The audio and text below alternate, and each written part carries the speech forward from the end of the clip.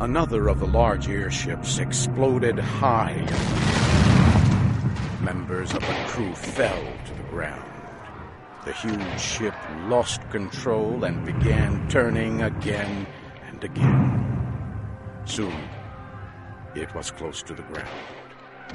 The warriors climbed aboard the ship and began fighting the members of the crew who were still alive. Soon, the fighting stopped. The warriors began taking everything from the ship. At last, they brought a captive from deep within the ship. 2 of the warriors had their captive by each arm. I wanted to see what new and strange form of life this creature would be. As they came near, I saw that it was a woman. She looked like a woman from Earth. She was young. Her skin was a light red, almost a copper color. I saw at once that she was extremely beautiful. She had a fine face, with large dark eyes and long black hair. As her guards led her away, she saw me for a moment. She seemed very surprised. Her face looked hopeful, but when I made no attempt to speak to her, her face grew sad, and she looked very small and frightened. As I watched her disappear into a building, I realized that Sola was near me. John Carter, that woman will be saved for the great games that are held by our people. The games are long and cruel, and end in death for those captured in battle. Her death will be slow and painful. She will die for the enjoyment of all. Sola's face seemed sad when she said this. I could tell by the way she spoke that she did not like the games and did not want to see the young woman die. She was very different from the rest of her people. Sola, do you not like the games? No, John Carter. My mother died in the games. That is a secret you must not tell anyone. The wall where Tars Tarkas found you held eggs that produce our young. All the children belong to the tribe. A mother never knows which child is hers when they come out of the egg. My mother hid the egg that carried me. It was not placed within the walled area. She kept her secret until after I was born. But others discovered her secret, and she was condemned to die in the games. She hid me among other children before she was captured. If this secret were learned, I too would die in the games. Before she left me, my mother told me the name of my father. I alone keep that secret. It would mean death for him as well as me.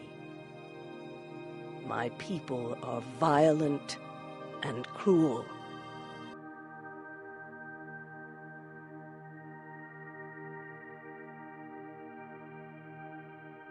The next day I entered the great room where the Green Martians held meetings. The Red Woman prisoner was there too. Soon, the leader of the Green Martians came into the room. His name was Lorquas Tomel. He began speaking to the prisoner. Who are you, and what is your name?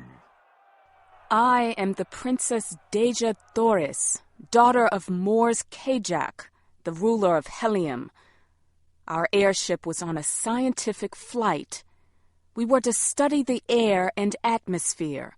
Without our work, the air on our planet would grow thin and we would all die. Why would you attack us? As she talked, a warrior ran to her and hit her in the face, knocking her to the ground. He placed a foot on her small body and began laughing. I reached for the small sword I carried and rushed to attack the huge warrior. He was a strong opponent, but again, because of the low gravity on Mars, my strength was far greater than his. In a few short minutes, the Green Warrior was dead. I helped the young woman to her feet. Who are you? Why did you risk your life to help me? You look almost the same as my people, but you wear the weapons of a Green Warrior. Who or what are you? My name is John Carter. I am from the planet Earth. How I got here is a long story. I attacked that warrior because where I come from, men do not attack women. I will offer you my protection as long as I can. However, I must tell you that I, too, am a captive. Come, John Carter, and bring the Red Woman with you. Let us leave this room quickly, before some warrior attempts to stop us. The three of us quickly returned to the building where I had spent the last several days. Sola then left to prepare food. Wula sat in the corner and looked at the both of us. The young woman was afraid of poor, ugly Wula. I told her not to fear him. Wula is not only my guard, he is my friend. I have treated him with kindness that he has never known. As each day passes, he trusts me more. I now think he would follow any command I give. Sola has told me that all captives are held until they can die in the great games held by the Green Martians.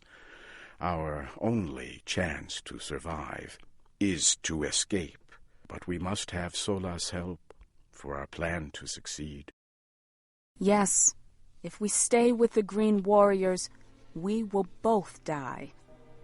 If we are to escape, we will need several of the animals to ride. It will be our only chance. I have several of the animals. They were given to me when I became a warrior. Sola came back later with food for the two of us. Deja Thoris and I asked for her help. The three of us talked long into the night. At last, Sola gave us her answer. Your best chance for escape will be in the next 2 days. We will leave this city tomorrow and begin a long trip to the home of our tribe. I will help you escape, but I must come with you. I will be killed if you escape. Sola, of course you must come with us. You are not cruel or violent, as many of your people are. Help us, and I can promise you a much better life. You will be treated with respect as an honored guest. The next morning, we rode away from the city on our animals. More than 1,000 animals were carrying the huge tribe of Green Martians. Also in the group were one American, one princess of the royal house of Helium, our guard Sola, and poor, ugly Wula. Late that night we left the camp. One animal carried me, another Sola and Princess Deja Thoris. Wula followed close behind. We rode quickly through the Martian night. I looked into the sky and saw Earth across the great distance of space. Since I had met the Princess Deja Thoris, I had not thought once of Earth or home. I knew then that I would never willingly leave her. The next morning I could see that we were being followed by several hundred of the green warriors. Our animals were very tired. I knew we must stop. I told Sola and the princess to take the stronger of the two animals and ride away. I will hold back the green warriors as long as I can. Wula, go with them and guard them with your life. We can't leave you alone. It would be certain death if you are captured again. You must come with us. Sola took the princess by the arm and lifted her on top of the animal she had chosen. Quickly she began riding away. For a moment, Wula looked at me, then turned and ran after them. I took out my rifle from its case. I began firing to slow the green warriors.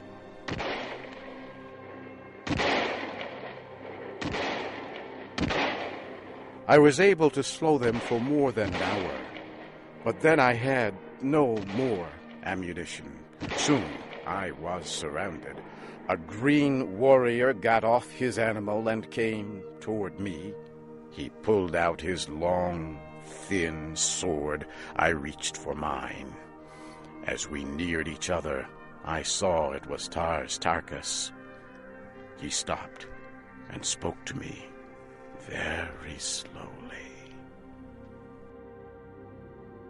You will die here today, John Carter. It is I who must kill you. Know that I will take no pleasure in your death.